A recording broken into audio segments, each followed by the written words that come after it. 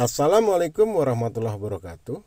Bertemu kembali dengan saya Aan Sururi dari channel Guru Ceria. Masih belajar dan berbagi bersama. Kali ini saya akan belajar bersama dengan teman-teman tentang model pembelajaran berbasis proyek.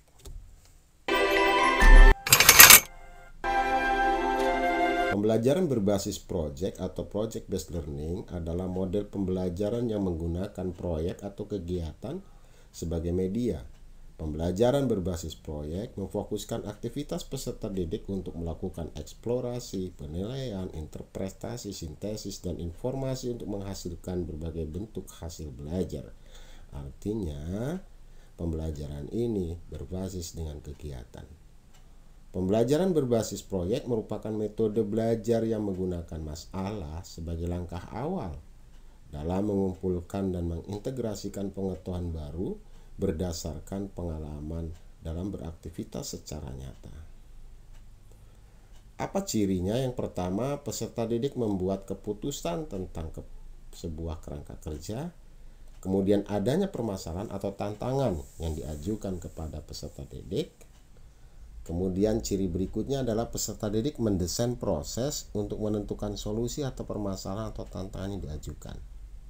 Jadi murid-murid nanti akan membuat rencana bagaimana proses penyelesaian dari solusi atas permasalahan atau tantangan yang diberikan. Berikutnya, peserta didik secara kolaboratif bertanggung jawab untuk mengakses dan mengelola informasi untuk memecahkan permasalahan. Peserta didik diberi kesempatan untuk berkolaborasi di antara sesamanya. Kemudian evaluasi dijalankan secara berkesinambungan dan peserta didik secara berkala melakukan refleksi atas aktivitas yang sudah dijalankan. Jadi disesuaikan dengan jadwal yang mereka tentukan kapan misalnya mengadakan refleksi. Tentu saja sebagai guru kita tetap akan memonitor dan juga akan membimbingnya.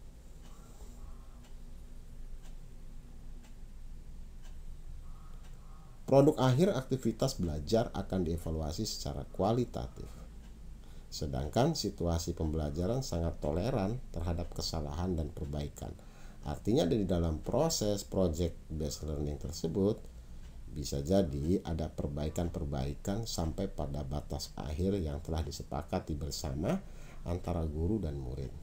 Dan ini memberikan kesempatan kepada murid-murid untuk berkreasi dan berkreatif. Apa langkah operasionalnya? Yang pertama, menentukan proyek. Nah, pada penentuan proyek ini bisa saja guru memberikan alternatif-alternatif atau murid sendiri yang akan menemukan proyek tersebut. Kemudian merencanakan langkah-langkah penyelesaian proyek, penyusunan jadwal pelaksanaan proyek, kemudian penyelesaian proyek dan fasilitas dan monitoring guru. Yang kelima, penyusunan laporan dan presentasi publikasi hasil proyek. Dan yang terakhir adalah evaluasi proses dan hasil proyek. Kan analisis KD mana yang bisa diterapkan pembelajaran berbasis proyek dan kemudian buat skenario atau persiapan-persiapan lainnya. Jadi alat-alat yang diperlukan juga harus dipersiapkan sebaik mungkin sehingga murid mengerti dan jelas apa yang akan dilakukan dan targetnya juga dijelaskan sampai waktu penyelesaiannya juga dijelaskan. Pelajaran Bahasa Indonesia di kelas 8 SMP, materi pokoknya adalah teks cerita biografi. Kompetensi dasarnya 4.2, menyusun teks cerita moral, fabel, ulasan, diskusi, cerita prosedur, dan cerita biografi sesuai dengan karakteristik teks yang akan dibuat baik secara lisan maupun tulisan. Indikatornya adalah menentukan langkah-langkah menyusun teks cerita biografi. Kemudian yang akan diprojekkan adalah menyusun teks cerita biografi.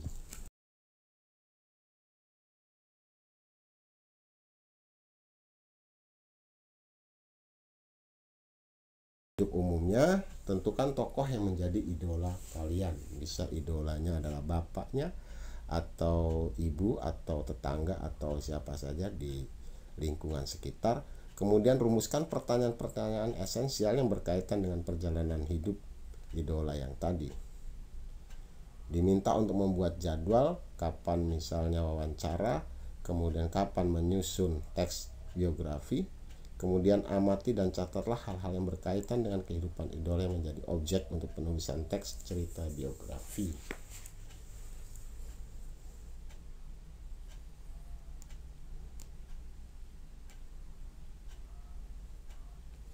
Jadi jelas bahwa murid-murid akan diberi kesempatan untuk mengamati dan mencatat hal-hal yang berkaitan dengan kehidupan idola yang menjadi objek untuk penulisan teks cerita biografi. Susunlah sebuah teks cerita biografi dari seorang tokoh yang menjadi idola kalian. Tentukan tokoh idola, tulis hal-hal yang berkaitan dengan tokoh idola seperti tempat dan tanggal kelahiran, tempat tinggal, pendidikan, kegemaran, dan perjuangan hidupnya sampai meraih sukses. Susun dalam bentuk teks cerita biografi berdasarkan informasi tentang tokoh idola, serta tuliskan kesimpulan dengan memperhatikan pilihan kata dan penggunaan EYD.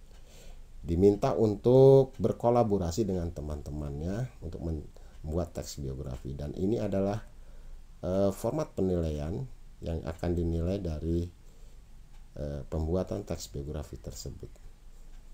Dan bisa teman-teman lihat di situ tidak ada nilai skor kuantitatif, tapi nanti akhirnya akan berbentuk kualitatif mulai dari persiapan, pelaksanaan sampai pada laporan proyek yang diberikan kepada murid tadi.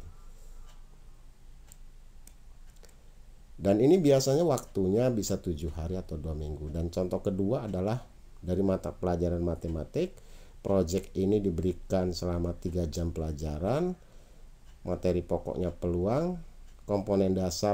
Kompetensi dasarnya adalah menyelesaikan masalah yang berkaitan dengan peluang. Nah, petunjuk umumnya, proyek ini berkaitan dengan pertanyaan apakah besar peluang empirik sama dengan besar peluang teoretik. Diberikan kebebasan kepada murid selama 60 menit untuk melakukan percobaan 20 menit, diskusi hasil 30 menit, dan membuat laporan 10 menit.